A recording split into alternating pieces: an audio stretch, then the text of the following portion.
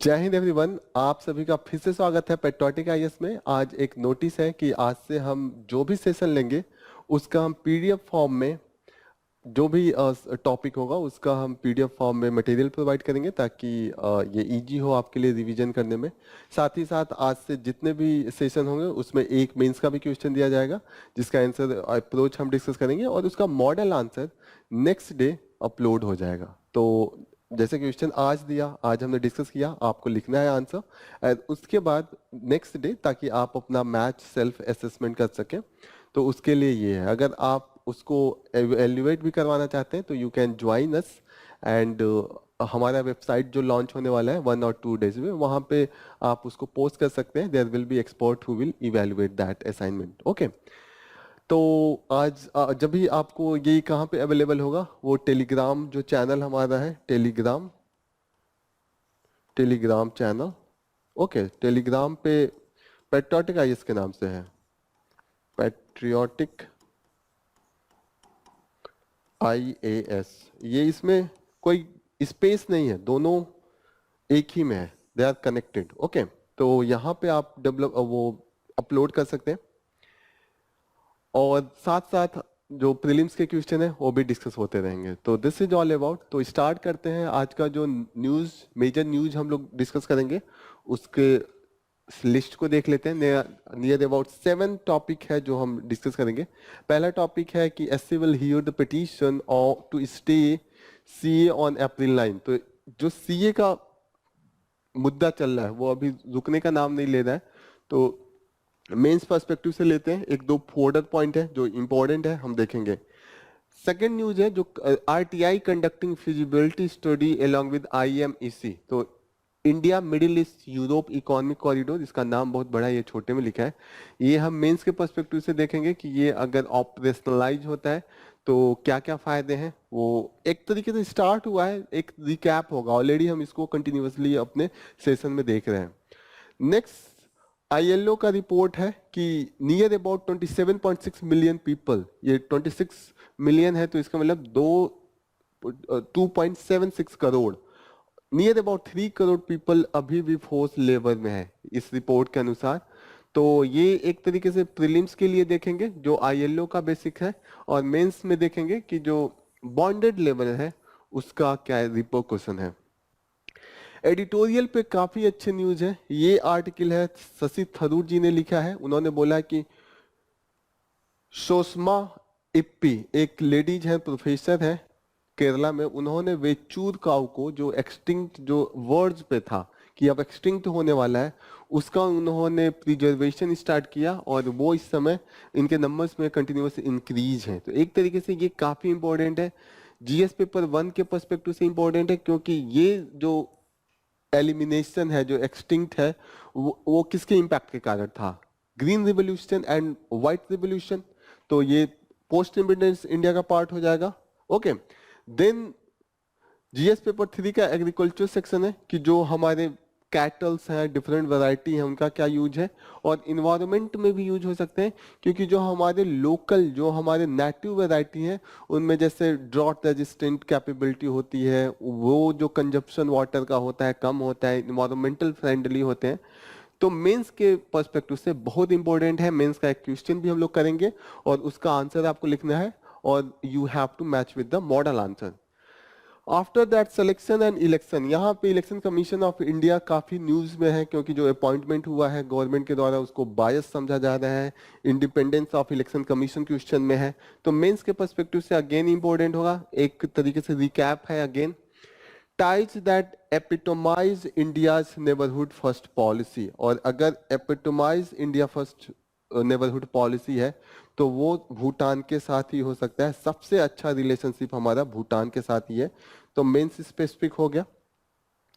Then एक और काफी इंपॉर्टेंट न्यूज है, guaranteed MSP is an ethical imperative. यहाँ पे जस्टिफिकेशन किया गया है कि ऐसा नहीं है कि एमएसपी को कहा जा रहा है कि इसको इंप्लीमेंट करना काफी कठिन है, नहीं पॉसिबल है। नहीं, इन्होंने दिखाया कि इम्पॉसिबल नहीं है, पॉसिबल है। गवर्नमेंट को कुछ स्टेप लेने हैं और उन्होंने वो स्टेप्स डिस्कस किए हैं। तो मेंस के पर्सपेक्टिव से इसको हम डिस्कस करेंगे। इसका भी एक क्वेश्चन डिस्कस करेंगे, उसका अप्रोच हम देखेंगे।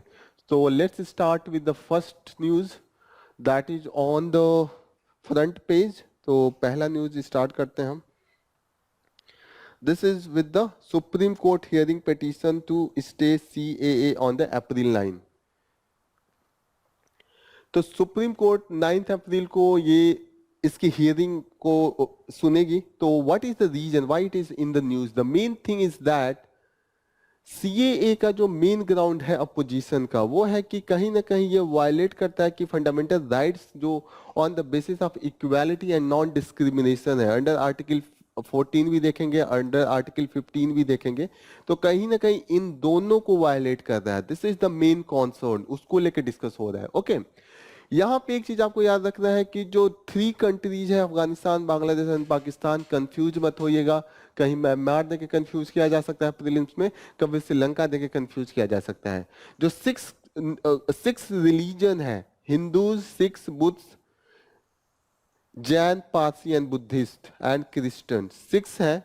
जो नहीं है उनमें आपको कंफ्यूज किया जा सकता है, आप केवल मुस्लिम जानते हैं, कहीं ना कहीं ज्यूस भी नहीं है और नॉन रिलीजियस पीपल भी नहीं है। नॉन रिलीजियस पीपल का कब कॉन्सेप्ट आया है? क्योंकि सुप्रीम कोर्ट ने कहा है कि सुप्रीम कोर्ट जो गवर्नमेंट का रूल आया है उसमें मेंशन है कि सर्टिफिकेशन चाहिए इनमें से किसी एक रिलीजन का, तभी आपका प्रोसेस आगे बढ़ेगा। तो अगर नॉन रिलीजियस है, ये सब में कोई भी नहीं उसके पास सर्टिफिकेट है, तो भी नहीं होगा। तो ऐसा नहीं है कि सिर्फ मुस्लिम्स का ही इशू है। तो प्लीज रिमेंबर, यहाँ पे एक चीज और है, जो एडवोकेट निजाम पाशा है, उन्होंने बोला कि the link of this implementation of CAA to the 19 lakh people excluded from the National Register of the Citizen listed in the Assam। Assam में जो अभी 2016 में अंडर द सुप्रीम कोर्ट के गाइडेंस में 2016 फिर 2019 में इसका कंप्लीशन हुआ है, वहां पे देखा गया है कि नियर अबाउट 19 लाख जो लोग हैं वो out of register of the citizen के हैं। और ये काफी क्रूसियल है क्योंकि ये डिसाइड करता है कि how will be the people, the citizenship will be given. जो लोग नहीं है उनको डिपोर्ट किया जाएगा, ऐसा बोल रहे थे। हमने देखा कि कई जगह पे ऐसे कैंप भी बना के रखे थे, तो इसका क्रिटिसिज्म भी हुआ था। तो कहीं ना कहीं that's why this become important. तो यहाँ पे ये बोल रहे हैं कि देखिए 90 लाख को तो अलग कर रखा है। ओके अब ये CA के द्वारा जो नॉन मुस्लिम है उनको तो सिटीजनशिप दे देंगे, बच्चे के और मुस्लिम्स उनको प्रोसिक्यूट करेगा स्टेट। ओके तो दैट इज द प्रेजुडिस। यहाँ पे कहा क्या कि this is the game of the prejudice. So this is not about the CAA तो सिटीजनशिप देता है, उससे नॉन सिटीजनशिप की बात ही नहीं हो रही है। लेकिन कहीं ना कहीं अगर NRC की बात करें, NRC इंप्लीमेंट हुआ और इसका इम्पैक्ट देखेंगे कि अगर डिपोर्टेशन पे भी चले गए तो this is not good. So this is all about from the this news. यहाँ पे फिर से बोला गया है कि लास्ट में कि किस स्टेट में किस एरिया में CAA इंप्लीमेंट नहीं होगा। तो असम का जो tribal area of the Assam है यहाँ पे नहीं इंप्लीमेंट है, मेघालय, मिजोरम और the Tripura, they are included into the 6th schedule area. 6th schedule area यही है, असम, मेघालय, त्रिपुरा एंड मिजोरम। तो इनमें इंप्लीमेंट नहीं होगा। और जिसमें इनर लाइन नोट परमिट चाहिए, इनर लाइन परमिट किसमें चाहिए? जैसे नागालैंड हुआ, मणिपुर हुआ, अरुणाचल हुआ, यहाँ पे इनर लाइन परमिट चाहिए होता है कि किसी भी बाहरी को, जैसे उस स्टेट का रहने वाला नहीं है, जैसे मैं अगर यूपी का हूँ या कोई बिहार का है या कोई महाराष्ट्र का है, वो अगर नागालैंड में जाता है तो उसको एक परमिट बनाना पड़ता है जिससे कि उसको अलाउ किया जाएगा कि आप जाइए। आपको उसमें मेंशन करना पड़ेगा कि ये पर्पज है, इतने दिन मैं रुकूंगा। उसके बाद आपको जब वो मिलेगा तो वहां पे आपको जब एंट्री मारेंगे तो वहां पे पुलिस कभी कभी पूछ देता है, देखा जाता है। तो ये इसका स्टार्ट कहाँ से हुआ? कॉलोनियल हिस्ट्री है इसका। बंगाल स्टोन फ्रंटियर रेगुलेशन 1873 था, इससे इसका इनिशियल पॉइंट देखा जाता है। तो ये ब्रिटिशर्स ने जब ट्राइबल रिवोल्ट हो रहे थे तो उसको रोकने के लिए ये मेजर लिया था। तो please remember this Bengal eastern frontier regulation act 1873। This is important for the perspective of the history as well. Next news है SC issues summon to the Ramdev into the Patanjali misleading ad case. अब misleading ad क्या था? पतंजलि बोल रहा था कि मेरे पास हर चीज का दवा है, परमानेंट दवा है। जब उनसे पूछा गया कि प्रूफ दीजिए तो प्रूफ नहीं है। उन्होंने बोला कि डायबिटीज, ब्लड प्रेशर, अस्थमा सबका उनके पास परमानेंट दवा है। This is the misleading. If you don't have the proof you can not do for that, you can not advertise for that. यहाँ का एडवर्टाइजमेंट का जो रूल है वो कैसे रेगुलेट होता है? Drugs and magic remedies objectionable advertisement act 1954। यहाँ पे देखिएगा, दिस इज इंपॉर्टेंट, इसको ध्यान में रखिएगा, दिस इज वेरी इंपॉर्टेंट।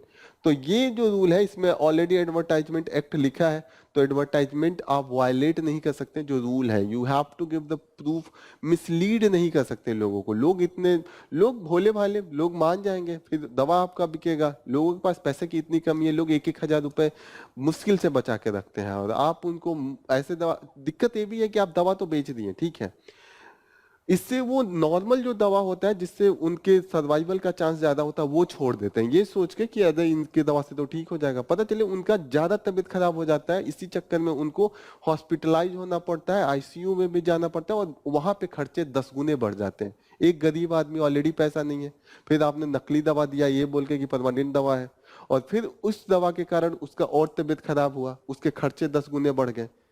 तो this is not good, ethically भी नहीं है। If you are talking about the ethics और any morality, you should not do that. तो यहाँ पे सिर्फ अपना प्रोडक्ट बेचने के लिए people can do anything. Ramdev को बोला है कोर्ट ने कि आपको ही कोर्ट में आना पड़ेगा, क्योंकि आप आके जवाब दीजिए कि आपको मना किया गया था, आपने कोर्ट में बोल के गए कि ठीक है आज से नहीं करूंगा, फिर आप कोर्ट से बाहर ही जाते, आपने एडवर्टाइजमेंट फिर मिसलीडिंग वाला स्टार्ट किया, तो this is not good. Okay, तो यहाँ पे कोर्ट ने बोला है, इन्हीं को बोला है कि आप ही आइए कोर्ट में, थोड़ा आपसे पूछ लिया जाए कि what is the issue. Next news है कि tariff regulator snuffs revenue projection at the Adani airport Thiruvananthapuram. तो यहाँ पे जो मिसमैच है रेवेन्यू प्रोजेक्शन का जो अदानी ग्रुप ने दिया है, और जो जो रेगुलेटर जो एक्सपेक्ट कर रहा था, रेगुलेटर का नाम है, और this is the airport economic regulation authority. इन्होंने बोला है कि हमारा जो एक्सपेक्टेशन था उसका 1/4 आपने रेवेन्यू जनरेट किया है, प्लीज इंक्रीज इट। तो ये ऐसे कोई इतना रेलिवेंट नहीं है, just you should know that airport economic regulatory authority है जो वहां पे रेवेन्यू जो जनरेट होता है इसको रेगुलेट करता है। Okay, so this is all about. Next important news है कि rights, this is the PSU under the railway. This is conducting the feasibility studies among the IMEC corridor. तो एक बार इसको मेन न्यूज में भी देखते हैं, न्यूज़पेपर में भी एक बार खोल के देखते हैं। Okay, this is Jio. Okay, so this is Jio that rights conducting feasibility studies along the IMEC corridor। तो यहाँ पे हम देखते हैं कि जो India middle east economic corridor है, it has the lot of relevance. इसका एक बार पाथ देख लेते हैं। The path that is it will follow, it will start from the Mumbai, it will reach to the UAE, then it will pass through the Saudi Arabia and Jordan होते हुए it will reach to the Haifa port of the Israel, and then it will enter the Europe by the Greece Piraeus. This is the name of the port. So please remember, this is the path. This is going to help us to reach the West Asia as well as the Europe, and many a times if the chances permit, it can enter into the Central Asia as well by this route, this route. Okay. So this is very important. This is a reply to the Chinese Road and Belt Initiative. Okay. यहाँ पे देखिएगा जो countries हैं वो याद रखिएगा, UAE, Saudi Arabia, Jordan and Israel.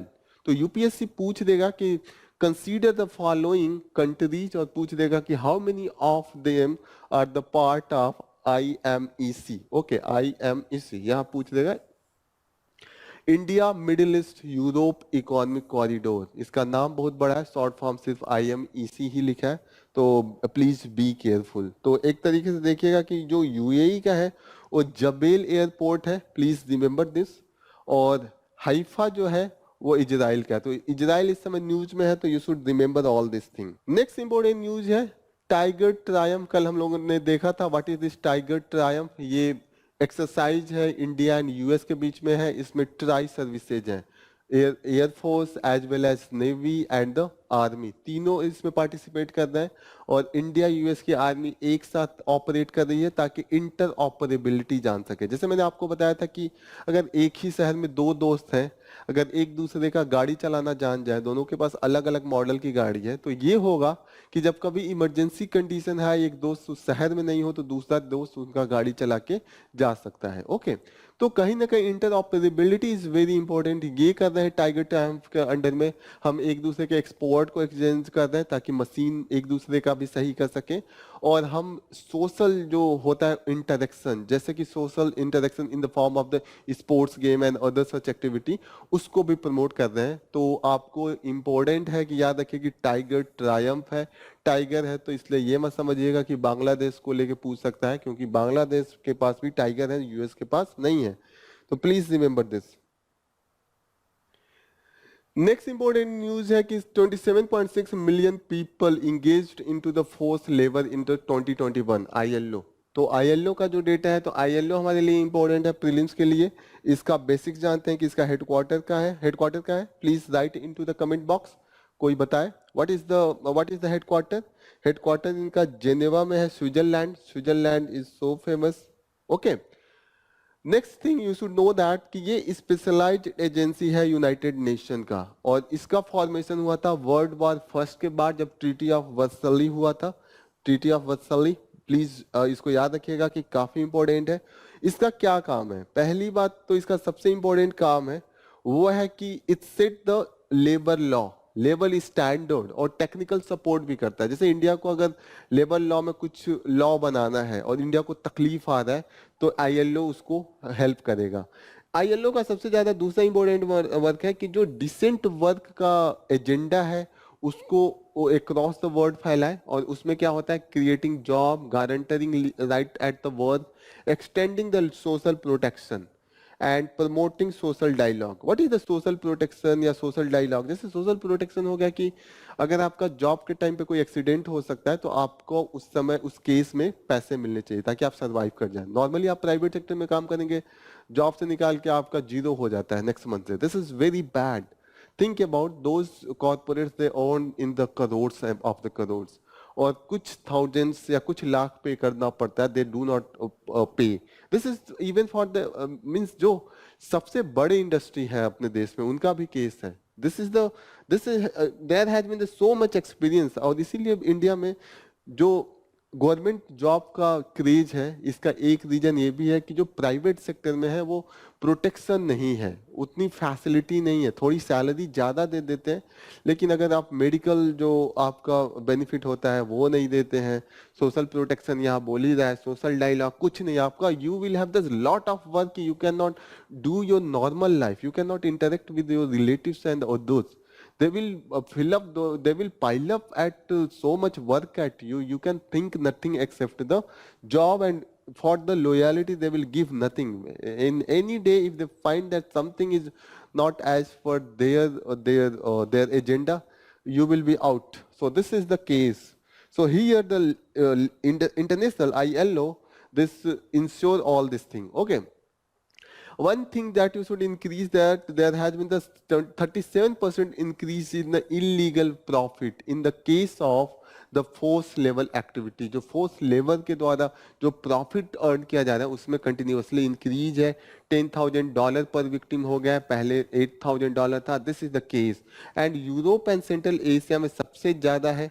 I don't know why, but yes this is the case. मैं सोच रहा था कि एशिया में होगा, क्योंकि कतर एंड सऊदी अरबिया का केस आ रहा था वहां पे। अभी हाल ही में था कि जो मॉडर्न स्लेवरी है कतर में, जो एशियन, जो इंडिया या नेपाल या पाकिस्तान से लोग वर्कर्स के रूप में जा रहे थे, उनके साथ जो व्यवहार था, उनका जो लिविंग कंडीशन था, वो एक तरीके से बॉन्ड लेवल से तुलना किया जा रहा था। तो that's why I was thinking that, but yes here it is the Europe and central Asia that is given. Okay, this is all about, you should know. अगर स्टेट पीसीएस के लिए आप तैयारी कर रहे हैं तो आप ये देखिएगा कि जो अभी आईएलओ के डायरेक्टर जनरल है, उनका नाम थोड़ा देख लीजिएगा, Gilbert F Houngbo. So he is the president, he is the director general. Okay, so please remember, इसको याद रखिएगा। नेक्स्ट इंपॉर्टेंट न्यूज है the curious case of Sosamma Iype and Vechur cow. तो ये एक न्यूज है जिसपे ये दिखाता है कि जो हमारा पोस्ट इंडिपेंडेंस इंडिया में जो ग्रीन रिवॉल्यूशन हुआ, व्हाइट रिवॉल्यूशन हुआ, उसके तो फायदे बहुत हुए, हमारी जो प्रोडक्टिविटी है वो इंक्रीज हो गई, इंडिया सेल्फ रिलायंट हो गया, लेकिन उसके कुछ निगेटिव इम्पैक्ट भी आए थे। जो लोकल ब्रीड क्रॉप के थे या यहाँ पे देखते हैं कैटल्स के थे, उनको इम्पैक्ट आया। दूसरा चीज ये था कि जो सॉइल पे इम्पैक्ट आया वो अलग केस था। इस आर्टिकल में ये डिस्कस हुआ कि एक वेचूर काऊ था जो वेस्टर्न घाट में पाया जाता था, वो एकदम एक्सटिंक्ट के कागार पे था कि अब खत्म हो कि तब खत्म हो, एकदम विलुप्त। There was no one. In that case, one of the professors from the Kerala, she started the name of her that professor is the Susamma IP. And इस न्यूज में आप ये पढ़ सकते हैं कि एक ऐसा केस है जहाँ पे एक डेडिकेशन से चाहा जाए तो एक बड़ा सा बड़ा अचीवमेंट भी हम कर सकते हैं। तो एक डेडिकेशन एथिक्स ऐसे में भी आप यूज कर सकते हैं, पोस्ट इंडिपेंडेंस इंडिया में भी इसका यूज हो सकता है। जीएस पेपर 3 में जो एग्रीकल्चर की बात होती है वहां पे भी आप लोकल वेराइटी का क्या यूज है उसको आप कर सकते हैं। जीएस पेपर 3 में ही इन्वायरमेंट है कि what is the benefit of the different breeds, तो उसका भी आप वहां पे ला सकते हैं। तो दिस इज वेरी इंपॉर्टेंट। तो वन बाय वन हम देखते हैं। सबसे पहले तो इसका बेसिक्स देखते हैं कि कहाँ पे ये काऊ पाई जाती है। ये वेस्टर्न घाट में कोट्टयम डिस्ट्रिक्ट है, Kottayam. Okay, Kottayam is very famous for the this cattle trade as well. Okay, नाम एक विलेज है वेचूर, उसी के नाम पे इस काऊ का नाम वेचूर है। This is the smallest cattle breed into the world. Okay, और इसका जो हाइट है 2 फीट है। कैन यू इमेजिन 2 फीट कितना कम हुआ। एंड जो लेंथ है वो 4 फीट है। तो लेंथ भी जो है वो काफी कम है, लेंथ ये वाला लेंथ, एंड जो हाइट हुआ वो सिर्फ 2 फीट है, काफी कम हुआ। Okay, so this is the case you should remember. ये है दैट आईपी, जो लेडी है जो प्रोफेसर है जिन्होंने इसको सरवाइव किया था, जिन्होंने प्रिजर्व किया हुआ है, और ये कैटल है। इस कैटल का जो कुछ चीजें हैं सबसे ज्यादा इंपॉर्टेंट है उसको ध्यान में रखिएगा कि इसके क्या क्या सबसे यूनिक थिंग है। सबसे ज्यादा याद रखिएगा कि this is the highly adaptable to the heat and humidity. और इंडियन कंडीशन में अगर हीट एंड ह्यूमिडिटी का टॉलरेंस ज्यादा है दैट इज गुड, क्योंकि इंडिया एक तरीके से खासकर जो साउदर्न एरिया है that is a bit more humid and heat emission is more. Okay, disease resistant है तो दिस इज गुड। अगर कोई आपको पता ही है कि due to the lot of mosquitoes and flies there is chances of lot of disease. अगर डिजीज रेजिस्टेंट है तो कहीं ना कहीं इवोल्यूशन ही होता है इंडिया में ऐसा कि डिजीज रेजिस्टेंट हो ही जाते हैं। And require low food input, तो इससे ये फायदा है कि जो गरीब किसान है उसके ऊपर ज्यादा बर्डन नहीं आएगा, उसको एक आमदनी का तरीका भी मिल जाएगा, घर का खर्चा चलाने के लिए दूध हो जाएगा, घर के खर्चे के लिए ये हो सकता है। सबसे ज्यादा इंपॉर्टेंट एक और चीज है ए टू बीटा कैसीन इसमें पाया जाता है, that is very much helpful in the different disease condition. तो ये चीजों को please you should remember. So this thing started with the how all the preservation activity started. जो आईपी सोसम्मा आईपी है, इप्पी, वो अपने बचपन में उनको गाय का वेचूर गाय का दूध अवेलेबल होता था। लेकिन जब वो ग्रो की, जब वो कॉलेज में गई, जब वो प्रोफेसर बनी, तो उन्होंने देखा कि ये दूध, उन्होंने पूछा कई लोगों से कि आपके पास है क्या वो दूध, तो वो लोगों ने कहा कि नहीं, उस गाय के बारे में ही नहीं पता था। फिर उन्होंने गाय ढूंढवाना स्टार्ट किया अपने स्टूडेंट से, तो पता चला कि वो गाय एक भी ब्रीड नहीं मिला। तो वन ऑफ हिज स्टूडेंट एक उसको कहीं से बहुत गांव गांव घूमा तो एक ब्रीड मिला। तो उसके बाद उस एक ब्रीड से स्टार्ट हुआ प्रिजर्वेशन, और भी ब्रीड ढूंढा गया, फिर उसका साइंटिफिक तरीके से ब्रीडिंग करा के जल्दी जल्दी थोड़ा सा एक्सपेडाइट करने की कोशिश किया गया। तो this is all about. Okay, आखिर ब्रीड खत्म कैसे हुआ? क्रॉस ब्रीडिंग के कारण इनका एक्सटेंशन पे आ गए थे, क्योंकि जब ग्रीन रिवोल्यूशन आया एंड व्हाइट रिवोल्यूशन आया तो हमारा पूरा फोकस एरिया था कि प्रोडक्शन बढ़ा दिया जाए, कि एक गाय से 20 लीटर दूध लेना है। तो हमने जर्सी गाय लेके आए फॉरेन से, और भी different breed cross breeding start किया, क्रॉस ब्रीडिंग। ओके, अब जब हमने ज्यादा से ज्यादा ब्रीडिंग स्टार्ट किया तो हमने जो लो प्रोडक्टिविटी के थे या जो दिखने में छोटे थे जिनसे लगा कि they can not produce much more और लेबर भी ज्यादा नहीं कर पाएंगे, तो उनको लोगों ने उस ब्रीड को ग्रो ही कराना बंद कर दिया, उसको पालते ही नहीं थे, लोग छोड़ देते थे जंगलों में। जंगलों में सर्वाइव करना मुश्किल था क्योंकि दे वर बिकम द पेट, एंड ऐसे ऐसे उनके नंबर्स कम हुए एंड एक कंडीशन आया कि ऐसे कई प्रजातियां विलुप्त होने के कगार पा गई। ठीक है, तो दिस इज द मेन जो मेन निगेटिव इम्पैक्ट है green revolution and white revolution का। तो जब भी आपको पोस्ट इंडिपेंडेंस इंडिया की बात करना हो तो प्लीज ये चीजें बात कीजिएगा, इसका निगेटिव इम्पैक्ट एक बहुत ही सॉलिड पॉइंट है, you can fetch a very good marks. Okay, तो वही इन्होंने कहा कि student source that started and after that there was the, जब उनको एक वैरायटी मिली तो उन्होंने वेचूर कंजर्वेशन यूनिट बनाया, एक ट्रस्ट क्रिएट किया, and after that she associated it with the Kerala agriculture university, वो ऑलरेडी इसमें पढ़ाती भी थी, she is the professor, she was the professor. Okay, लेकिन जब इन्होंने ये स्टार्ट किया तो आप ये याद रखिएगा एथिक्स में काफी काम आएगा। यहाँ पे लिखा हुआ है कि whenever you start anything and you do some unique thing, people start jealous to you। Colleague को अच्छा नहीं लगता है, गवर्नमेंट एजेंसी आपके खिलाफ आ जाती है कि सस्पिशन से देखती है कि अरे ये क्या कर रहा है, मतलब बिना फायदे के कर रहा है तो कुछ तो काला है, दाल तो काला है, ऐसे ऐसे चीजें पूछ दिमाग में आती है। You have to face all this thing many times, you do the good work but the people see you as the with the suspicion. ऐसे केस में ऑलरेडी अगर आप गुड वर्क कर रहे हैं तो वहां पे you have to make lot of effort because there is no money, there is no earning, and without earning you are doing the hard work. No one do, generally in the human tendency people don't do this thing। उसके बाद भी आपसे जब suspicion से देखा जाए, जीलसी देखा जाए तो चीजें और कठिन हो जाती है। प्रोफेसर के साथ भी यही हुआ, बट प्रोफेसर ने, उन्होंने हार नहीं माना, उन्होंने चींटी के जैसे अपना चढ़ाई कंटिन्यू रखा, और एक ऐसा कंडीशन आया कि वो पीक पे थी, उनको वेचूर अम्मा के नाम से अब जाना जाता है। She is now famous and she is known at the Vechur Amma. तो उनसे पूछा गया कि वो एक, जब Indian council of agriculture research का एक मीटिंग था, उसमें इंडियन काउंसिल ऑफ रिसर्च के जो ऑफिसर थे उन्होंने पूछा कि हम लोग इतने बड़ा इंस्टीट्यूट होके, गवर्नमेंट सपोर्ट होके भी हम लोग प्रिजर्व नहीं कर पाते हैं और आप अकेले आपने कैसे कर लिया। तो उन्होंने कहा कि this is a type of the dedication for the society. मतलब मैं ये देखती हूँ कि सोसाइटी ने मुझे इतना दिया, मैं सोसाइटी को क्या दे रही हूँ, और जब मैं सोसाइटी के लिए काम कर रही हूँ तो उसमें भी सबसे मार्जिनलाइज जो सेक्शन है, फार्मर्स, स्मॉल फार्मर्स, उनको कितना फायदा हो रहा है। This gives me lot of energy and that's keep me working in this area.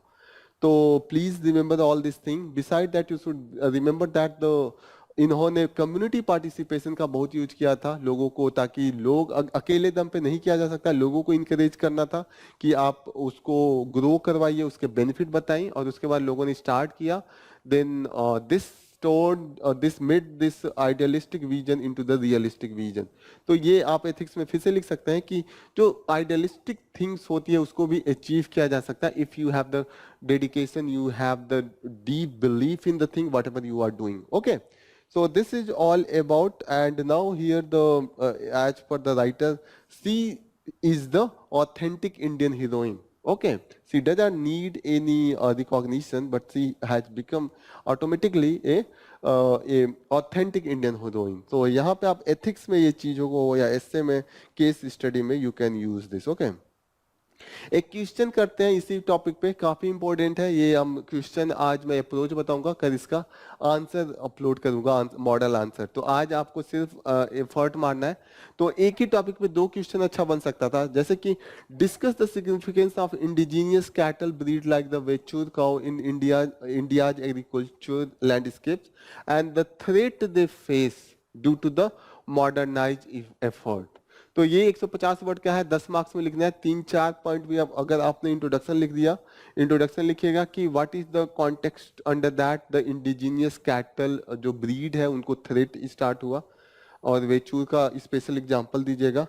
बीच में आपको जस्ट कनेक्टिंग लाइन इनका सिग्निफिकेंस लिखना पड़ेगा, और लास्ट में आप बोलिएगा कि further bring the conservation effort that needed to help that needed with the help of the example of the Vechur IP कि इसको इम्प्रूव करने के लिए क्या एफर्ट मारना चाहिए। जैसे उन्होंने स्टार्ट किया कि कम्युनिटी पार्टिसिपेशन को बढ़ावा दिया, फिर उस पर रिसर्च कराया, ओके, तो उसके बेनिफिट बताए लोगों को।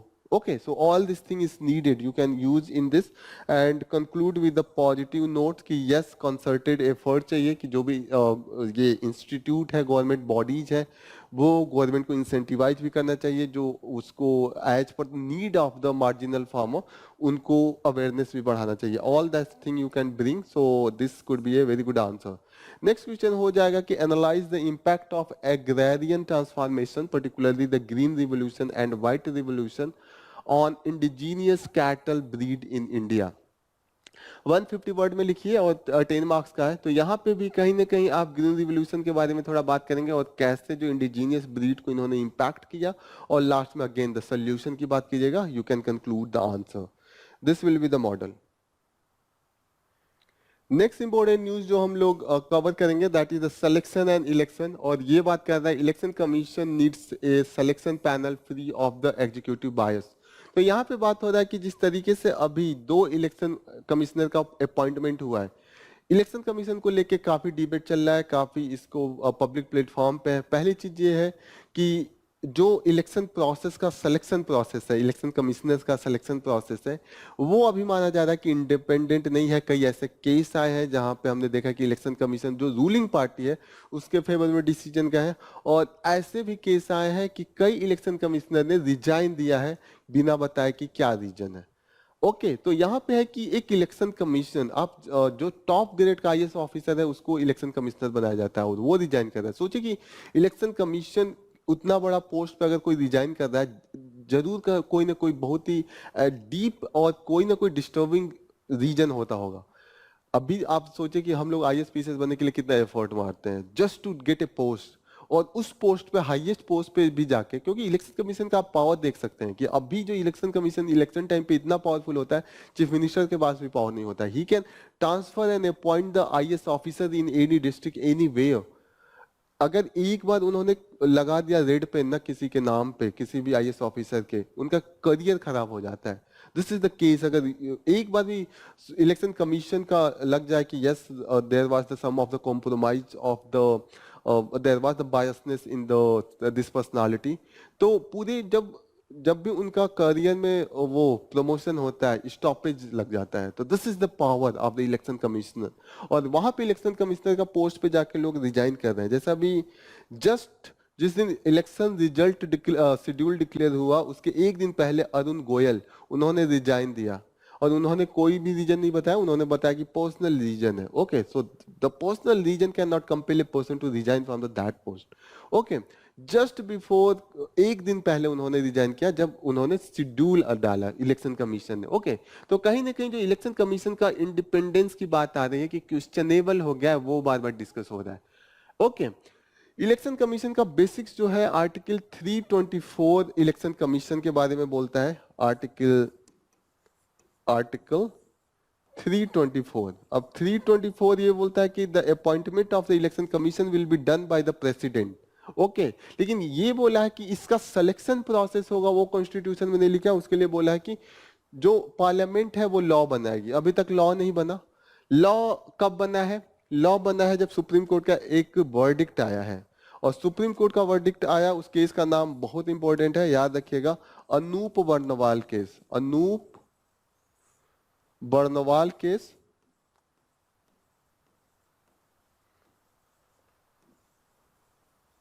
(2023) इसमें सुप्रीम कोर्ट ने कहा कि देयर शुड बी एक सिलेक्शन कमेटी होना चाहिए, और सिलेक्शन कमेटी का जो हेड होंगे वो प्राइम मिनिस्टर होंगे, प्राइम मिनिस्टर ऑफ इंडिया। जो दूसरे एक मेंबर होंगे वो leader of opposition from the Lok Sabha. Okay, और तीसरे जो मेंबर है वो बोला कि चीफ जस्टिस ऑफ इंडिया होंगे, जिससे कि थोड़ी सी पार्शियलिटी का जो चांस है उसको खत्म करके इम्पार्शियल बनाया जाए, अकाउंटेबिलिटी लाया जाए। अब गवर्नमेंट उसके जस्ट बाद लॉ लेके आई। अभी तक लॉ नहीं था, जब जजमेंट आया उसके बाद गवर्नमेंट लॉ लेके आई। गवर्नमेंट बोला नहीं, इसमें पीएम रहेंगे, आपका बात मान लिया, दूसरा लीडर ऑफ अपोजिशन रहेंगे, मान लिया आपका बात, लोकसभा के हैं, लोकसभा, ओके। और उन्होंने बोला तीसरा सीजीआई नहीं रहेंगे, कौन रहेगा? यूनियन मिनिस्टर रहेंगे, union cabinet minister, cabinet minister, okay. Cabinet minister की बात हुई है। अब हो गया कि जब कैबिनेट मिनिस्टर एग्जीक्यूटिव हो गया, पीएम एग्जीक्यूटिव हो गया, जो पार्टी है पावर में, जो पार्टी है पावर में, अब ये ना भी बोलेगा तो क्या कर लेंगे? सिलेक्शन तो ऐसे भी अपॉइंटमेंट होगा, सिलेक्शन इज दे हो। अब ये यूनियन कैबिनेट मिनिस्टर कभी पीएम के खिलाफ बोल सकते हैं क्या? Do you think? नहीं बोल सकते। तो सिंपल सी बात है, what ever the PM will want that will happen.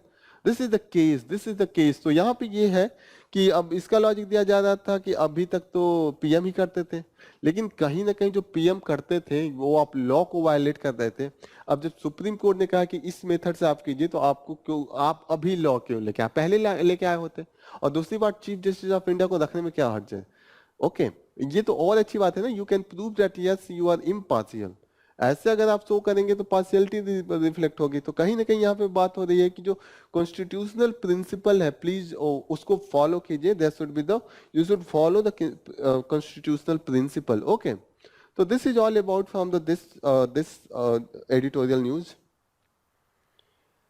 Next important news जो है वो इतना रेलिवेंट नहीं है। राहुल गांधी का जो यात्रा है, भारत जोड़ो यात्रा, दिस इज द भारत जोड़ो यात्रा। अब की बार इनका भारत जोड़ो न्याय यात्रा था।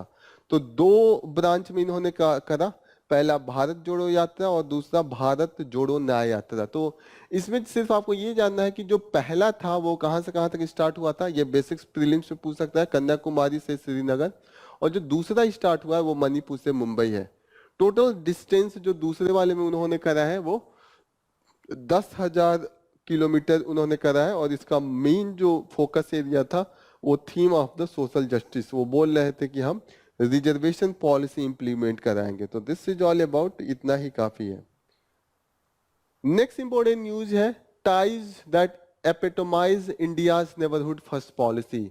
अब अगर कोई टाइज, अगर इंडिया नेबरहुड पॉलिसी को एपिटोमाइज करती है, अपने पीक पे लेके जाती है, मैक्सिमम लेवल पे लेके जाती है, उस कंट्री कौन सा कंट्री हो सकता है? अगर मैं आपसे पूछूं तो क्या जवाब होगा? प्लीज उसको कमेंट बॉक्स में लिख के बताइए कि आपका क्या जवाब होगा। अगर मैं कहूं कि सबसे ज्यादा पीक पे लेके जा रहा है, जो इंडिया का नेबरहुड है, जिससे हमारा रिलेशन मैक्सिमम गहराई तक जा सकती है, वो भूटान को छोड़ के कोई नहीं हो सकता है। भूटान के साथ अभी तक हमारा मिनिमम इश्यू रहा है, मिनिमम टसल, नो टसल कह के चले, ओके। तो इतना गहरा रिलेशन कैसे है, ओके। तो this is the main, what is the main reason behind that? तो पहला रीजन ये है कि इंडिया ने कभी उनके जो इंटरनल मैटर है, हमने ज्यादा इंटरफेयर नहीं करा। भूटान को ये लगता है कि भूटान का जो सोवर्निटी है उसको कोई थ्रेट नहीं है, India respect the internal sovereignty of the Bhutan. तो ये सब चीज है। इससे जो चीजें जो सबसे ज्यादा इंपॉर्टेंट है वो एक बार मैप में देखिए। This is the map Bhutan का है, यहाँ पे इंडिया है, बैक साइड में चाइना है, and here the Bangladesh, and here the Nepal. यहाँ पे आपको क्लियर दिखेगा चाइना, इंडिया, बांग्लादेश, नेपाल। यहाँ पे ये जो पतला सा छोटा सा ये रास्ता दिख रहा है ना, इसको चिकन नेक कहते हैं, इसको सिल्लीगुड़ी कॉरिडोर भी कहते हैं। सिल्लीगुड़ी गलियारा हिंदी में बोले तो, ओके। चिकन नेक, और जो चिकन का नेक होता है ना, आप देखिए पतला सा यहाँ होता है, इसको तोड़ा जा सकता है, okay. This is the chicken neck. China इसको अगर यहाँ पे ब्लॉक कर दे, ऐसा माना जाता है कि चाइना चाहता है कि वो in the case of any conflict between China and India, it will block this path, okay. तो यहाँ पे देखिएगा कि ब्लॉक करने की बात हो रही है। एक बार मैं इसको पॉइंट से लगा दूं तो आगे आपको क्लियरिटी है। यही पॉइंट है, chicken neck. This is the chicken neck and this is also known as the corridor. ये हटा दिया तो देखिए यहाँ पे देखिए, is it clear? This is the हियो। चाइना का जो मेन एम होता है कि वो भूटान से अभी डील कर रहा था, कह रहा था कि ये वाला एरिया आप मुझे दे दीजिए और आपको इस एरिया के बदले मैं इस एरिया में जगह आपको दे दूंगा। This is the deal from the China, कि इससे ज्यादा जगह देने को मैं तैयार हूं इस वाले एरिया से, ओके। इस वाले से ज्यादा जगह दे दूंगा। इस पे अगर आप 10 किलोमीटर का एरिया देंगे, यहाँ पे मैं आपको 100 स्क्वायर किलोमीटर का एरिया देने को तैयार हूं। दिस इज द स्टैंड हियो, हियर आप जगह ले लीजिए, यहाँ हमें जगह चाहिए। दिस इज द केस, ताकि यहाँ से जो ब्लॉक होगा, अगर कभी भी कॉन्फ्लिक्ट होता है लैंड बॉर्डर में, चाइना विल डोमिनेट। अगर यहाँ पे इन्होंने ब्लॉक कर दिया, ओके, ये ब्लॉक कर दिया, तो इंडिया यहाँ से जो इसका नॉर्थ ईस्टर्न एरिया है उससे इंडिया कट हो जाएगा मेन लैंड से, ओके। और यहाँ पे देखते हैं कि ये एरिया जो है वो काफी सेंसिटिव है। इस एरिया में इंसर्जेंसी, ट्राइबल कॉन्फ्लिक्ट कंटिन्यू है। यहाँ पे lot of issue is there हो, डेवलपमेंट का भी इशू है इस एरिया में। This is the Indian area, तो this is that's why it's become very important. तो भूटान के साथ इसलिए हमारे रिलेशन काफी अच्छे एक इम्पोर्टेंट बन जाते हैं। और देखिएगा अच्छे हो ना होने के कंडीशन के बाद भी अच्छे हैं, क्योंकि देखिएगा जो इंडिया और भूटान का पॉपुलेशन डिफरेंस है, भूटान का सिर्फ 7,70,000 पॉपुलेशन है। 7,70,000, किसी भी इंडिया के ब्लॉक में जाइएगा, डिस्ट्रिक्ट छोड़िए, छोटा सा ब्लॉक का भी इतना होता है। अगर आप चांदनी चौक जो एरिया है दिल्ली का, उस छोटा सा एरिया है, उसका कुछ नहीं तो 30 लाख उसकी आबादी है। ठीक है, यहाँ पे आबादी बोल रहे हैं कि 7,70,000, ओके। इंडिया की आबादी 140 करोड़। ये लाख में भी नहीं मैच करता है। 140 लाख भी होता ना तो समझ में आता है। This is even the lesser than 140 lakh. Lakh और करोड़ की बात हो रही तब भी कंपैरिजन नहीं हो पा रहा है। एरिया देखिए, ये मिलियन में एरिया है, इनका किलोमीटर में एरिया है। This is that, okay. इतना डिफरेंस होने के बाद भी क्यों है? क्योंकि India respect the Bhutan's unique identity, it's religious practice and desire for the economics prosperity. और हम हेल्प भी करते हैं, ऐसा नहीं है कि सिर्फ रिस्पेक्ट करते हैं, वी हेल्प देम, ओके। यहाँ पे देखिए कि भूटान को इंडिया पे भी बिलीव है, ठीक है, उसको नहीं सस्पिशन होता है कि सोवर्निटी हमारा कहीं से कॉम्प्रोमाइज होगा। फिर नेक्स्ट जो पैराग्राफ है वहां पे राइटर बात कर रहे हैं कि जल्लेफू प्रोजेक्ट की बात कर रहे हैं। और जल्लेफू प्रोजेक्ट कैसे स्टार्ट हुआ? पिछले साल जब भूटान के किंग आए थे इंडिया में, तो उन्होंने ये आइडिया लाया था, ये प्लान लेके आए थे कि एक जल्लेफू वहां पे जगह है, असम के साथ है, बॉर्डर बनाता है, ये टाउन छोटा सा सिटी है। उन्होंने बोला था इसको हम स्पेशल इकोनॉमिक जोन के जैसे डिस्कस करेंगे। और क्यों करेंगे? To attract the foreign investment and promoting the prosperity of the Bhutan. Bhutan का इकोनॉमिक कंडीशन एक तरीके से देखा जाए टोटली डिपेंडेंट है, एक तो हाइड्रो पावर प्रोजेक्ट पे और दूसरा टूरिज्म पे। तो उनको कहीं ना कहीं इंडस्ट्री डेवलप करना है, लेकिन कहीं ना कहीं भूटान का ये भी पॉलिसी रहा है कि इंडस्ट्री हम आंख मूंद के नहीं करेंगे, हम उसके लिए प्रॉपर तरीके से सस्टेनेबिलिटी लाएंगे और ऐसे ही इंडस्ट्री को डेवलप करेंगे जहां पे मिनिमम इम्पैक्ट हो इन्वायरमेंट को। तो काफी आइडियलिस्टिक नेशन है, you should respect. Happiness index में इंडिया से बहुत आगे रहता है, ओके, तो इस चीज को याद रखिएगा। So it emphasizes the sustainability, well-being and environmental concern। और ह्यूमन वेलबींग के लिए उन्होंने कहा कि वहां पे हम yoga and spa therapy, mental relaxation, इन सभी के लिए हम वहां पे we will provide the special provision, okay. ये कंटिन्यू विजिट हो रहा है कि लास्ट ईयर जब किंग विजिट किए, अभी रिसेंटली हमने देखा है कि वो प्राइम मिनिस्टर जो न्यूली इलेक्टेड है वो इंडिया में विजिट किए। इंडियन प्राइम मिनिस्टर भी अभी 8-10 दिन में वो भी भूटान विजिट करेंगे। तो कहीं ना कहीं this exchange shows the cooperation, जो हमारे बीच में क्लोजनेस है वो कंटिन्यूअस इंक्रीज ही हो रहा है। यहाँ पे देखिएगा हाइड्रो पावर प्रोजेक्ट का कोऑपरेशन है जो सबसे ज्यादा इस समय इंपॉर्टेंट जिसकी बात हो रही है वो है पुनात सांगछू 2 हाइड्रो पावर प्रोजेक्ट जो कंप्लीट होने वाला है। तो कहीं ना कहीं ये गवर्नमेंट टू गवर्नमेंट कोऑपरेशन का एक बहुत ही अच्छा एग्जांपल है। साथ में ये भी देखिएगा कि कई न्यू वेंचर्स हैं जो अभी भी इन टू द पाइपलाइन है, लेकिन थोड़ा स्पीड स्लो है। इसको कह रहे हैं कि ये कॉन्सर्न है, इसको इम्प्रूव करना चाहिए। जो डिले होता है इंडिया के प्रोजेक्ट कंप्लीशन में, वो इशू है। नेक्स्ट चीज ये याद रखिएगा कि इंडिया यहाँ तक कि जो भूटान का 5 ईयर प्लान है उसमें भी कंट्रीब्यूट करता है। तो इस बार जो उनका 12 5 ईयर प्लान था उसमें इंडिया का 5,000 करोड़ का सपोर्ट है, ओके। सो जो इंडिया का सपोर्ट होता है चाइनीज सपोर्ट से बहुत अलग होता है। यहाँ पे इंडिया का हमेशा ध्यान होता है कि जो भूटान के लोग हैं उनका फायदा हो। चाइना कहीं पे भी जाएगा वहां पे सोचेगा कि चाइना में पैसा वापस आए जो हम दे रहे हैं। This is the issue with the China and the way China and India have the way of approach for the third country, okay. Major to consider, क्या क्या चीजों को ध्यान में रखना है। सबसे ज्यादा इंपॉर्टेंट है कि जो हमें वहां पे एक फ्लाइट जो एयरपोर्ट है वो बढ़ाना है। जो उनका जेलेफू जेलेफू पोर्ट है वो छोटा है, कैपेसिटी उसकी काफी कम है, उसको इंक्रीज करना है। इस सिटी का नाम इन लोगों ये लोग रख रहे हैं जल्लेफू माइंडफुलनेस सिटी। ओके, और एयरपोर्ट की जो कनेक्टिविटी है वो भी इंक्रीज करना है, like the major cities of India, Mumbai, Delhi, अगर इनसे कनेक्ट हो गया तो फिर इंटरनेशनल से भी कनेक्ट हो जाएंगे। फिर भूटान को टेक्नोलॉजी में एक्सपर्टाइज चाहिए होगा, नॉलेज चाहिए होगा, और सबसे ज्यादा इंपॉर्टेंट इन्वेस्टमेंट चाहिए होगा। ओके, यहाँ पे और टूरिस्ट भी इंडिया से ही जाएंगे मैक्सिमम, उसका भी उनको प्रमोट करना है। So this will be all about. और जेलेफू का अगर डेवलपमेंट हुआ तो सिर्फ ऐसा नहीं है कि भूटान को फायदा होगा, जो उसके बॉर्डर एरिया है, जैसे असम से बॉर्डर है, वेस्ट बंगाल से भी वो कहीं ना कहीं कुछ दूरी पे आके टच करता है, तो कहीं ना कहीं इन सब जो बैकवर्ड एरिया है, इस नॉर्थ ईस्ट ओवरऑल थोड़ा सा अब जो डेवलपमेंटल ग्रोथ है उसमें थोड़ा सा पीछे रह गया, तो all that will be getting assistance and help from the this project. तो दैट्स वाई ये प्रोजेक्ट बहुत ही महत्वपूर्ण हो जाता है, और इसीलिए इंडिया को इस पर फोकस करना चाहिए बिना सोचे कि हमें प्रॉफिट कितना होगा। क्योंकि अगर चाइना ने एक बार भी इस मौके का फायदा उठाया, क्योंकि ऑलरेडी चाइना नेगोशिएट कर रहा है भूटान से कि आप हमारे साथ डिप्लोमेटिक रिलेशन रखिए, बॉर्डर ये जो सेटलमेंट करा लीजिए, जो मैंने बताया कि बॉर्डर का वो वाले एरिया जो चिकन कॉरिडोर के पास है उसका वो जगह मांग रहा है, और दूर जो नॉर्दर्न भूटान और चाइना के बॉर्डर वाला एरिया है वहां पे वो उससे ज्यादा जमीन देने की बात कर रहा है। तो कहीं ना कहीं यू शुड सी दैट कि चाइना पूरा एफर्ट मार रहा है कि खुश करे भूटान को, अपने तरफ मिला लिया जाए।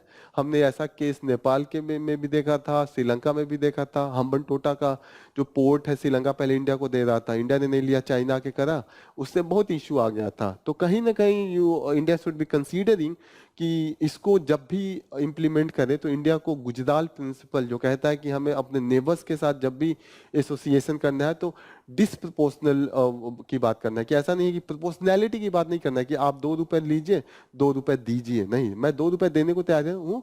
इंडिया का यह है कि आप 2 रुपए ले लीजिए, बस हाँ में हाँ भरिए।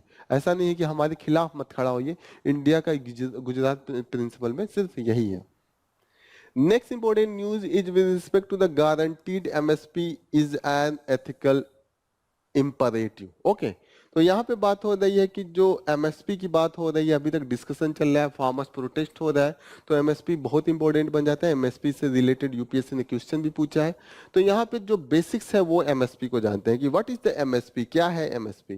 तो एमएसपी का जो सबसे ज्यादा बेसिक्स थिंग है कि ये एक मिनिमम प्राइस गवर्नमेंट फिक्स करती है, जिससे कि अगर कभी फार्मर्स कोई प्रोड्यूस करता है और मार्केट में जाता है उसको रेट नहीं मिलता है। जैसे फार्मर्स टोमेटो लेके मार्केट में गया और तो मार्केट में लोग कह रहे हैं कि आपका टोमेटो को मैं 5 रुपए केजी पे खरीदूंगा, और ये पाया जा रहा है कि जो टोमेटो प्रोडक्शन में 10 रुपए लगे हैं, तो अब फार्मर्स को अपने पॉकेट से भर के थोड़ी देना पड़ेगा। एक तो वो प्रोड्यूस करने में 10 रुपए लगाया, फिर ट्रांसपोर्टेशन क्या क्या लगा के मार्केट लाया, उसको 5 रुपए लग रहा है। अब फार्मर्स एक छोटा मोटा किसान क्या होता है, उसके बाद एक खेत होता है, मेहनत होता है, यही तो होता है। वो इन्फ्लुएंस नहीं कर सकता है कि कितना प्राइसिंग रहेगा। वो तो बड़े बड़े बिजनेसमैन करते हैं, बिजनेसमैन मिलके तो इन्फ्लुएंस कर सकते हैं कि कोई सामान ही नहीं खरीदेगा। सब एक कार्टेल बना देंगे, कह लेंगे कि इससे ज्यादा पे तुम सामान ही नहीं लेना। ओके, और एक मजदूर आदमी, एक किसान आदमी, उसके पास नहीं होता है इतना कनेक्शन, इतना इतना ज्यादा पावर कि वो इन्फ्लुएंस करे। तो ऐसे केस में गवर्नमेंट बोलती है कि अगर आपके पास मार्केट में प्राइस नहीं मिलता है, तो अगर आपने 10 रुपए का उगाया है, हम 50% फायदा दे के आपको एमएसपी रेट पे आपका प्रोड्यूस खरीदेंगे। ये जो रेट डिसाइड होता है प्रोडक्शन और बेनिफिट को लेके, इसी को एमएसपी कहते हैं। ये जो 15 रुपए है यही एमएसपी है। ओके, तो एमएसपी क्या कहता है कि मार्केट में अगर 15 रुपए से ज्यादा रेट है तो आप जाके बेच लीजिए, लेकिन जब 15 रुपए से ज्यादा घट के आ रहा है तो आप घाटा मत चाहिए, गवर्नमेंट आपका सामान खरीद लेगा। यही एमएसपी का कॉन्सेप्ट है। एमएसपी का डिसाइड कैसे होता है, ये प्राइस जो हमने कहा कि 15 रुपए देगा गवर्नमेंट, कैसे डिसाइड होता है। गवर्नमेंट का एक कमीशन है, जिस कमीशन का नाम है commission for agricultural cost and prices, CACP। बहुत इंपॉर्टेंट है, ये रिकमेंडेशन देता है। वो देखता है कि कॉस्ट ऑफ कल्टीवेशन क्या लग रहा है, मार्केट प्राइस क्या चल रहा है, डिमांड एंड सप्लाई क्या है, प्राइस ट्रेंड क्या है, fair return of the farmers किधर, बहुत सी चीजों को ध्यान में रख के ये गवर्नमेंट को रिकमेंड करते हैं कि आप इतने रुपए पे एमएसपी को रख दीजिए जब भी खेती स्टार्ट होती है, जैसे खरीफ का सीजन, रबी का सीजन, तो उसके पहले डिक्लेयर हो जाता है, ताकि उसी के अनुसार जिस जो फार्मर्स को, किसानों को जो अच्छा लगे उस अनुसार वो खेती स्टार्ट करें। जैसे उनको लगे कि अच्छा गवर्नमेंट इस बार चावल का पैसा ज्यादा दे रही है तो इस बार चावल ज्यादा उगा लेंगे, अगर किसानों को ये लगा कि मक्का ज्यादा हो रहा है तो मक्का ज्यादा उगा लेंगे। तो ऐसे केस में सीएसीपी रिकमेंड करती है और गवर्नमेंट सोच समझ के 2 रुपए 5 रुपए बढ़ा के, इनका रिकमेंडेशन बाइंडिंग नहीं होता है। गवर्नमेंट की एक कमिटी है जिसका नाम है cabinet committee on economic affairs, ये है cabinet committee on economic affairs से ये फाइनल डिसीजन लेता है और इसके जो हेड होते हैं वो प्राइम मिनिस्टर होते हैं। ओके, तो अगर कभी भी आए कि एमएसपी का फाइनल डिसीजन कौन लेता है तो कैबिनेट कमिटी को लिखना है, और कभी भी आए रिकमेंड कौन करता है तो commission for the agricultural price cost and price, CACP है। तो मुझे लग रहा है ये आपका क्लियर होगा। ओके, दूसरा चीज है फेयर एंड रिम्यूनरेटिव प्राइस। ये क्या होता है? अब ये जो होता है एमएसपी वो फूड प्रोड्यूस ग्रेन्स इनके लिए होता है, लेकिन शुगर केन के लिए एक अलग प्राइस डिसाइड करते हैं, उसको हम कहते हैं फेयर एंड रिम्यूनरेटिव प्राइस। और ये प्राइस गवर्नमेंट नहीं देती है, ये मिल ओनर के ऊपर लगाया जाता है कि आपको इतना पे करना है। तो प्लीज रिमेंबर, प्रीलिम्स में क्वेश्चन पूछ सकता है कि फेयर एंड रिम्यूनरेटिव प्राइस पूछ देगा वीट के लिए होता है, पूछ देगा कि राइस के लिए होता है, कुछ भी पूछ देगा। तो आप याद रखिए ये शुगर केन के लिए होता है, और एमएसपी में अगर कभी शुगर केन लिखा हो तो प्लीज उसको आप टिक मत कीजिएगा, दैट इज इनकरेक्ट। दो मेथड होते हैं कॉस्ट इनपुट ये सब प्रोड्यूस कैलकुलेट करने के। जैसे हम बोल रहे थे ना कि सीएसीपी क्या क्या देखता है, तो सीएसीपी एक चीज इनपुट देखता है, फिर उसमें फिर जो लेबर लगा होता है फार्मर्स का और उनके फैमिली का वो देखता है, फिर एक C2 होता है। दो तरीका होता है, उस तरीके को मैं एक बार थोड़ा सा समझाता हूं आपको। एक तरीका है कि A2 plus FL, A2 plus FL तरीका है। ओके, A2 क्या है? इसमें आ जाएगा जितना भी इनपुट लगा होगा, इनपुट का मतलब जो पैसा देके किसान गया होगा खरीदने, जैसे फर्टिलाइजर जाएगा खरीदने तो पैसा देगा, फर्टिलाइजर खरीदेगा। किसान अगर जाके खरीदते हैं इंसेक्टिसाइड तो पैसा पॉकेट से देगा, जहां से पॉकेट से पैसा निकला, जैसे वो गए कि पंपिंग सेट लगाना है तो पैसा दे के ही लगाया होगा। उन्होंने अपने खेत में कुछ अलग से लेबर लगा लिया तो उसको भी पैसा देना पड़ेगा शाम को, 100 रुपए 200 500 जो भी उन्होंने तय किया हो। तो जितना भी पॉकेट से खर्चा लगेगा उस खेती करने में, उस फसल को बोने में, वो A2 में आ जाएगा, इनपुट होता है। फिर आ गया फैमिली लेबर। एक तो लेबर यहाँ पे हो गया, वो तो उन्होंने हायर किया था, उसको पॉकेट से पैसा दिया, अब खुद भी उस खेत में काम कर रहे हैं तो उसके लिए तो पैसा देंगे नहीं, लेकिन उस दिन अगर वो किसी और के खेत में काम किए होते अपने की जगह पे, उनको पैसा मिला होता, और वो एजम्पशन की उनको 500 मिला होता, और अगर 4 लोग हैं तो उनको 2000 मिला होता, तो ये FL इसमें ऐड हो जाएगा, इसको कहते हैं FL। ये 2000 ऐड हो गया। ओके, तो इस मेथड को कहते हैं A2 प्लस FL मेथड। एक इससे भी ज्यादा बेहतरीन मेथड होता है जो फार्मर्स के लिए और अच्छा होता है और कॉम्प्रिहेंसिव है, वो C2 मेथड है। C2 मेथड में क्या होगा, ये तो सब ऐड होगा, इसको छोड़ के दो चीज और ऐड होगा।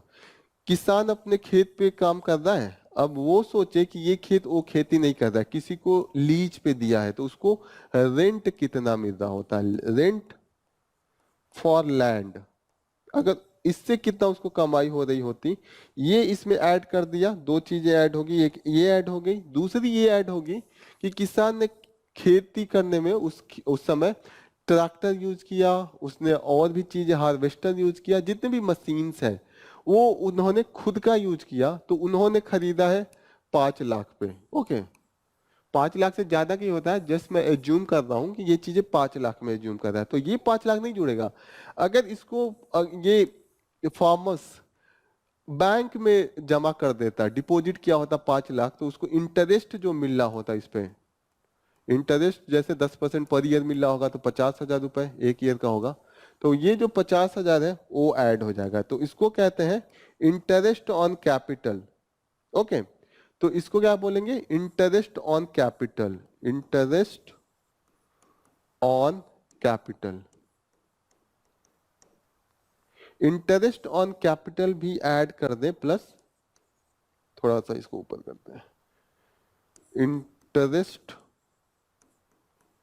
On capital. ये ऐड करने के बाद जो प्राइस आएगा that is known as the C2 price. C2 price is very important, इसी का डिमांड आजकल चल रहा है। Okay, so this is all about.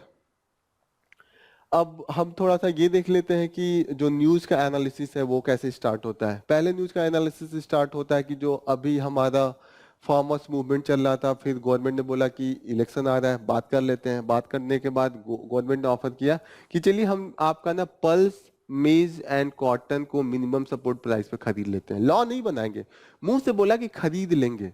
अब फार्मर्स ने बोला कि एक तो हमने बोल रहे हैं कि सारी क्रॉप की बात हो रही है, और बोल रहे हैं कि लीगलाइज की, जो आप कह रहे हैं कि 3 क्रॉप, वो भी सिर्फ मुंह से एश्योरेंस दे रहे हैं। अगर आपके मुंह की बात इतना ही सही है, इफ आपकी जुबान इतनी ही सही है, तो आप लीगलाइज कर दीजिए ना, व्हाट इज द इश्यू। तो इसको फार्मर्स ने रिजेक्ट कर दिया, बोला कि नो, हमें ये डिमांड पसंद नहीं है, और अभी भी प्रोटेस्ट कहीं ना कहीं चल रहा है, दिल्ली बॉर्डर पे वो लोग बैठे हैं। ओके, अब ये आ रहा है कि beyond this legal mandate, what is the use of this MSP. MSP कहाँ पे इंपॉर्टेंट है, food self sufficiency and addressing the distribution issue.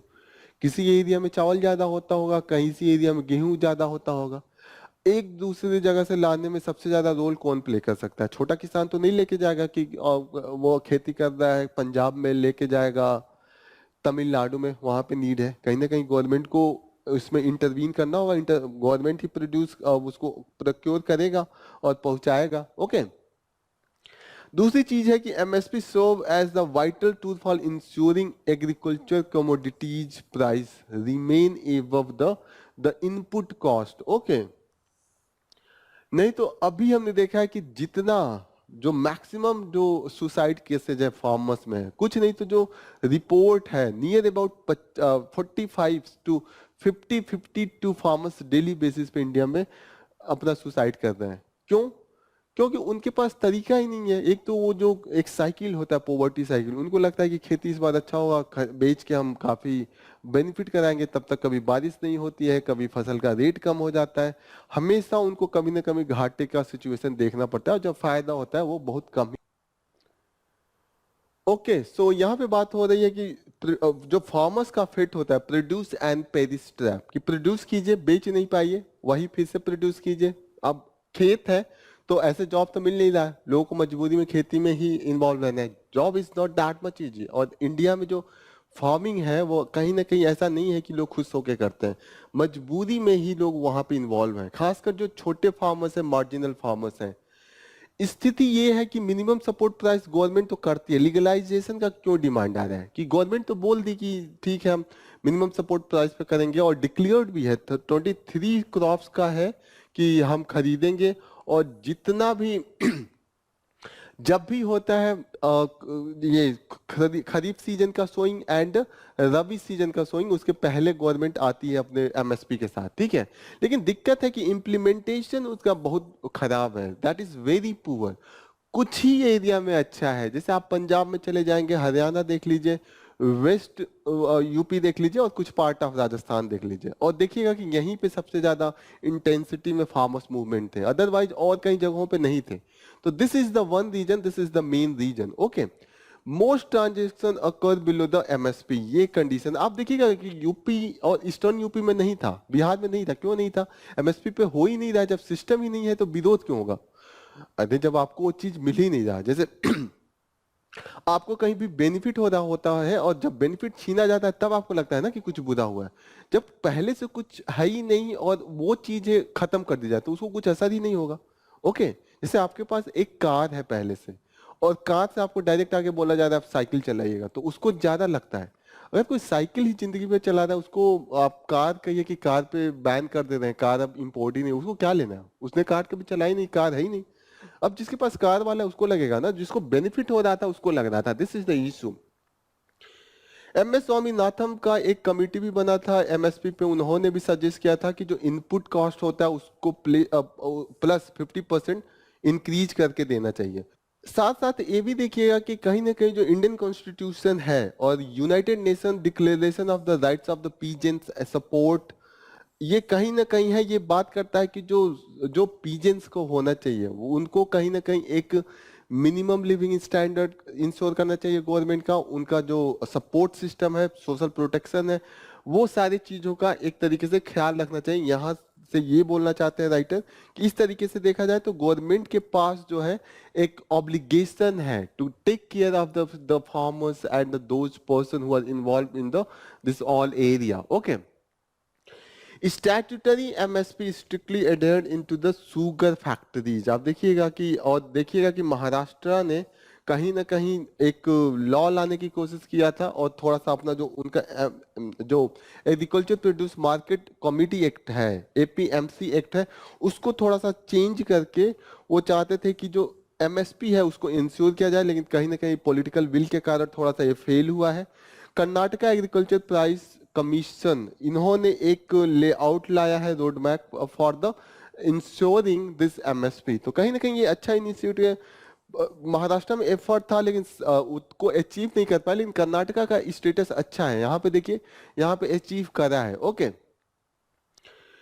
एक प्राइवेट मेंबर बिल भी आया था टू गारंटी दिस एमएसपी, लेकिन अब प्राइवेट मेंबर बिल पास होना काफी मुश्किल होता है, तो वही फेल हो गया।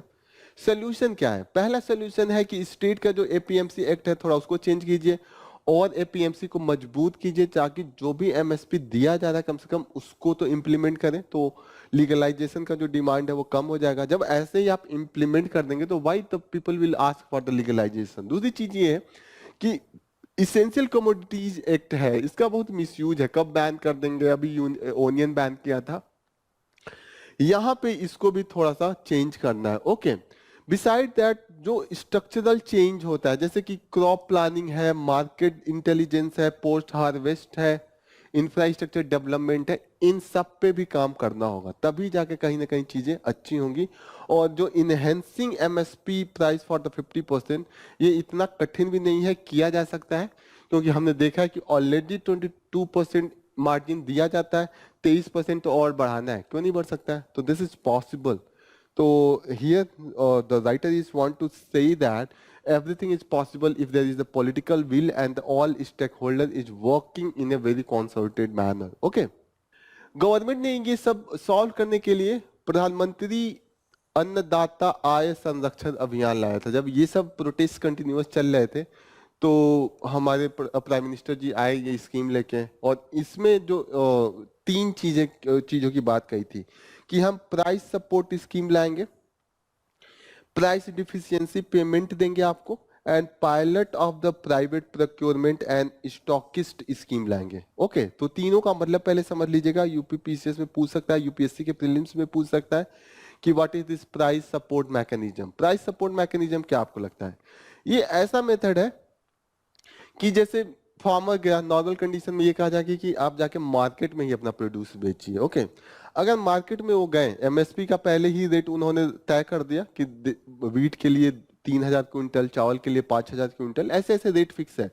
अगर 2000 से ज्यादा आपके मार्केट में मिल रहा है तो आप मार्केट में बेचिए, कोई जरूरत नहीं है यहाँ आने के लिए। 2000 में मिला है तो बेच दीजिए। ओके, लेकिन अगर मार्केट रेट से गिर गया रेट, अगर वो 1500 पे आ गया वीट, और जो चावल का पर क्विंटल है एमएसपी उसका 5000 किया गया और वो 4000 पे मार्केट प्राइस है, उस कंडीशन में गवर्नमेंट की एजेंसी है जैसे कि नाफेड है या एफसीआई है, वो मार्केट में उतरेंगी और वो सारे प्रोड्यूस खरीदेंगी, ताकि अगर रेट कम हो रहा है तो उसका घाटा किसान नहीं सहे, फायदा है तो वो बेच ले। और गवर्नमेंट को भी जो एडमिनिस्ट्रेटिव कास्ट है, जब ऑलरेडी प्राइवेट प्लेयर कर रहे हैं, क्यों गवर्नमेंट इस सब में जाए? गवर्नमेंट अपना गवर्नेंस करेगी, रोड बनवाएगी, हॉस्पिटल बनवाएगी, अपना टैक्स कलेक्ट करेगी, और भी चीजें, लॉ एंड ऑर्डर इन्फोर्स करेगी, बहुत से काम है ना गवर्नमेंट के पास। गवर्नमेंट ये सब में क्यों इन्वॉल्व हो? तो ये है कि पहली चीज ये है। दूसरी चीज है कि एक मेथड ये हम ला सकते हैं कि प्राइस डिफिशियंसी पेमेंट स्कीम। इसमें होता है कि ठीक है एमएसपी से रेट कम हो गया प्रोड्यूस का, 2000 का 1500 हो गया, 5000 का 4000 हो गया, फिर भी आप मार्केट में जाइए बेच दीजिए। ओके, जो डिफरेंस होगा वो हम दे देंगे। यहाँ पे ये है कि आप मार्केट में गए, आपको 2000 एमएसपी है, एमएसपी 2000 गवर्नमेंट ने कहा, आप मार्केट में गए, मार्केट में आपको उन्होंने कहा कि 1500 पे है, आप 1500 में बेच दीजिए, बिल ले लीजिए, बिल। ओके, बिल लेके आइए, गवर्नमेंट को दिखाइए, गवर्नमेंट जो 500 का डिफरेंस आपको घाटा लगेगा वो पे कर देगा। तो this is the price deficiency. Deficiency है ना कहीं, डिफिशियंसी इनटू द प्राइस, तो यहां पे गवर्नमेंट विल पे।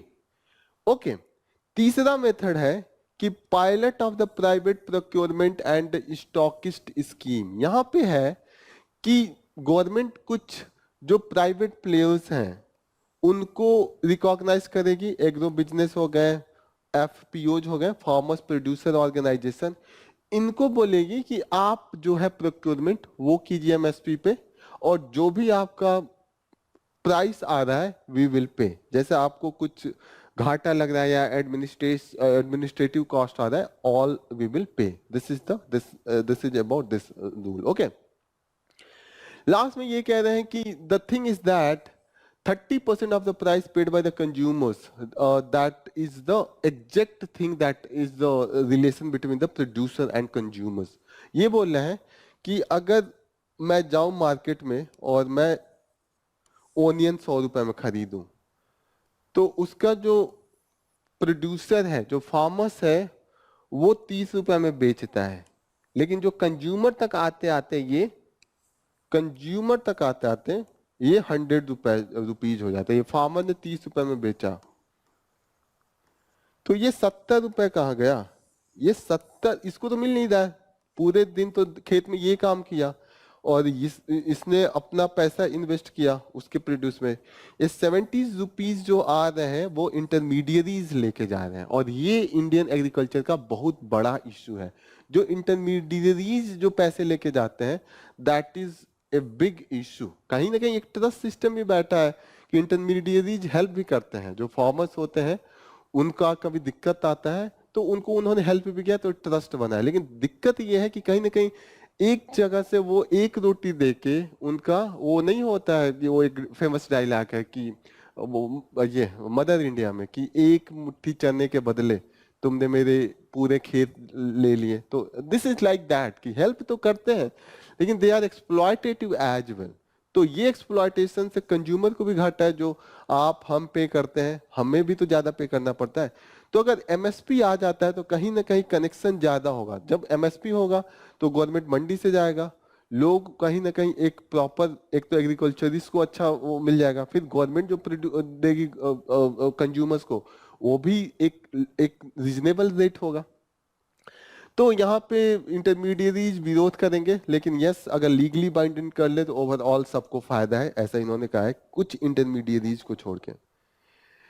इस पे काफी इंपॉर्टेंट ये है, तो इस पे एक क्वेश्चन देखते हैं। इसका अप्रोच मैं आज बता दूंगा, आंसर कल अपलोड होगा, तो प्लीज इसके आंसर को सॉल्व कीजिएगा और इसके आंसर को लिखिएगा। Okay, evaluate the feasibility of the legal guarantee of the minimum support price in India. 250 word में लिखना, 15 मार्क्स है, तो इवेल्युएट करना है फिजिबिलिटी। तो कैसे इंट्रोड्यूस करेंगे? पहली बात तो आप डिफाइन कर दीजिए एमएसपी क्यों है और कॉन्टेक्चुअल बैकग्राउंड क्या है जिसमें कोई फार्मर्स इतने प्रिकैरियस स्थिति में आ जाते हैं। जैसे यहाँ का मानसून इरेटिक है, ये लिख सकते हैं। ओके, जो हमारा इंफ्रास्ट्रक्चर है, ये जो बैकवर्ड लिंकेज है, फॉरवर्ड लिंकेज है, उसकी क्या स्थिति है, फार्मर्स के साइज क्या है, ये सब चीजें हैं जो वल्नरेबल बनाती हैं और उसके लिए एमएसपी का नीड आ जाता है। अब एमएसपी को लाने में क्या हर्डल है? अब ये बताइए कि गवर्नमेंट एडमिनिस्ट्रेटिव कॉस्ट बढ़ जाएगा, बजटरी जो हमारा एक्सपेंडिचर है वो भी अवेलेबल नहीं है, आप सब कुछ लाइए। ओके, फिर सजेशन में क्या लाएंगे? सजेशन में आप लाएंगे no this is possible, you should bring the suggestion from the M S Swaminathan committee commission, ठीक है। फिर आप ये भी ला सकते हैं कि अभी 22% मार्जिन दे ही रहे हैं तो थोड़ा और दे दें, और फिर आप पीएम आशा वाली जो स्कीम है उसकी भी बात कर सकते हैं। और लास्ट में you can conclude with the optimistic note, yes, कि इससे विन विन सिचुएशन है फार्मर्स के लिए, गवर्नमेंट के लिए एंड पीपल के लिए, ऑल विल बी बेनिफिटेड, ऐसे आप कंक्लूड करेंगे। प्लीज इसको लिखिएगा। इसको आप अपलोड भी कर सकते हैं। कुछ दिनों में हम अपना वेबसाइट लॉन्च करेंगे, तो वहां पे you will have the option to upload your answer sheet and we will evaluate. Okay, कुछ क्वेश्चन सॉल्व करते हैं प्रीलिम्स के लिए जो अभी तक हमने डिस्कस किया है टॉपिक, उसके बेसिस पे। The first question, consider following statement about the Vechur cattle breed. तो अभी हमने पढ़ा है, it is the smallest cattle breed into the world. It is a high milk yield breed. It found in the Western Ghat region of the India. Which of the statement given above is are correct? 1 and 2 only, 1 and 3 only, 2 and 3 only, 1, 2 and 3. So क्या इसमें answer होगा? पहला, it is the smallest cattle breed. Okay, तो ये तो सही हो गया. Okay. Second, it is the high, ये तो सही हो गया। This is the incorrect because इसमें तो ब्रीडिंग का ही तो इश्यू था, तभी तो क्रॉस ब्रीडिंग करा के ड्यूरिंग द व्हाइट रिवोल्यूशन हमने इसे हटा दिया था, तो गलत हो गया। It is found in the western Ghat, तो यस, जो कोट्टयम है वेस्टर्न घाट में ही है, तो 1 and 3 is correct, so this will B correct. Okay, अगर पहला सही हो गया तो ये और ये पे अटक गया तीनों पे। Okay, you can eliminate, just 2 गलत हुआ, सेकंड वाला गलत हुआ, तो ये बचा यही, तो आप एलिमिनेट करके भी ला सकते थे। Okay, next question, consider following statement, ये 2017 के प्रीलिम्स में आया हुआ है। The election commission of India is a 5 member bodies. Union Ministry of Home Affairs decide the election schedule for the conduct of the both general election and by-election. Third, Election Commission resolved the dispute relating to the split merger of the recognized political party. Okay, तो अभी हमने देखा news में continuous था 5 member bodies, अभी 2 को appointment किया, अभी हमने पढ़ा भी है, तो ये तो गलत हो गया। हमने देखा कि 1989 तक सिर्फ एक ही होते थे चीफ इलेक्शन कमिश्नर, वो इलेक्शन कमिश्नर जो 2 है वो भी नहीं थे। ओके, यूनियन होम मिनिस्ट्री क्यों करेंगे, ये तो इलेक्शन कमिश्नर का ही काम है, इलेक्शन कमीशन का काम है। अभी शेड्यूल आ ही गया है और हमने देखा इलेक्शन कमीशन ऑफ इंडिया ने किया। 1 and 2 इनकरेक्ट, तो 1, 2, यहाँ पे 2 है इनकरेक्ट, तो तीसरा तो अपने आप ही सही हो गया। अगर आपको पता भी नहीं है, you can tick. Question number 3, for election to the Lok Sabha a nomination paper can be filled by, ये भी 2017 का ही क्वेश्चन है। Anyone residing in India, anyone residing in India, so देख के नहीं लगता है। एनी सिटीजन ऑफ इंडिया, मैं अगर 6 साल का हूं और सिटीजन हूं तो इलेक्शन लड़ लूंगा क्या? एक कॉमन सेंस है, नहीं होगा। Any citizen of India whose name appears in the electoral roll of the constituency, ठीक है, यहाँ पे थोड़ा बहुत समझ में आता है। ए रेजिडेंस ऑफ, यहाँ पे रेजिडेंस दे रहा है, तो सिटीजन ही नहीं दे रहा, तो रेजिडेंस को देने देंगे क्या? नहीं, तो यहाँ पे यही हो गया, C is the correct answer. Logic से भी लगाया जा सकता है, just if you have the clarity. Next question, which government body recommend MSP for the various crop in India? First, Ministry of Agriculture and Farmers Welfare. B, Commission for the Agriculture Cost and Price, CACP. C, National Agriculture Corporation Marketing Federation of India. D, Indian council of agriculture resource. तो अभी हमने देखा है कि commission for the agriculture cost and price ये recommend करती थी, और जो फाइनल डिसीजन था वो cabinet committee on economic affairs, ये पीएम इसके चेयरमैन होते हैं और ये फाइनल डिसीजन लेती है, तो B will be the correct answer. Question number 5, what is the FRP in context of sugar cane farming? A, fast recovery price, fair and remunerative price, farm revenue price and last fix remuneration price. तो यहाँ पे हमने देखा था कि sugar cane के case में fair and remunerative price था, दैट विल बी करेक्ट। ये मिल ओनर है वो देते हैं, मिल owners. Last question, consider following statement about the price deficiency payment scheme. It involves direct government procurement of crops. Two, it provides compensation to farmers based on the difference between MSP and market price. Third, it is currently implemented for the sugarcane in India. Which of the statement given above is correct? Okay. It involves the direct government procurement. Okay. यह है क्या direct? हमने देखा था deficiency का जो पैसा था वो मिलेगा। ओके तो कहीं ना कहीं डायरेक्ट बोल रहा है, तो ये तो गलत हो गया, वन इसमें भी है, गलत हो गया। अब ये दोनों में 2 और 3 है, 2 दोनों में है तो 2 तो पक्का सही है, 3 को ही चेक करते हैं। It is currently implemented for the sugar cane in India. Sugar cane के लिए हमने क्या पढ़ा था? फेयर रिम्यूनरेटिव प्राइस, अभी हमने देखा। ओके सो 3 गलत, तो बी केवल, that will be correct. So this is all about, we have covered most of the area, we have covered the topics, we have covered the mains practice question, we have covered the prelims and prelims practice question. So here it will be like a holistic class for the current affairs, and this will be the continuity. We will provide the daily PDF on the whatever the topic we have covered. So please follow us on our Telegram, there you can download your PDF. Okay, तो यहाँ पे हम अपना जो session है वो खत्म करते हैं। आप सभी लोगों का धन्यवाद इस सेशन को ज्वाइन करने के लिए। ऑल द बेस्ट, जय हिंद।